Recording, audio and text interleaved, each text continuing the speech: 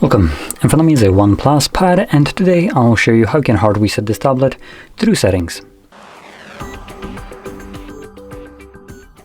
So to get started, we're going to open up our settings, and then we're going to scroll all the way down to additional settings, where you should find backup and reset.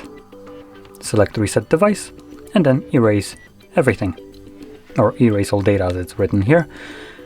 This will bring up pop-up right here. This will clear all data, erase data.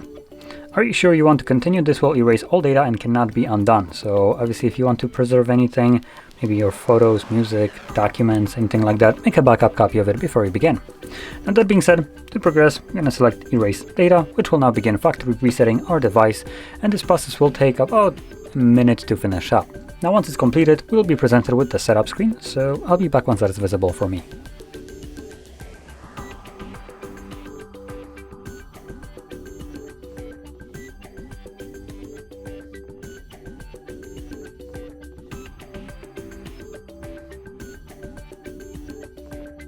And as you can see, the process is now finished and you can set up your device however you like. So if you found this very helpful, don't forget to hit like, subscribe, and thanks for watching.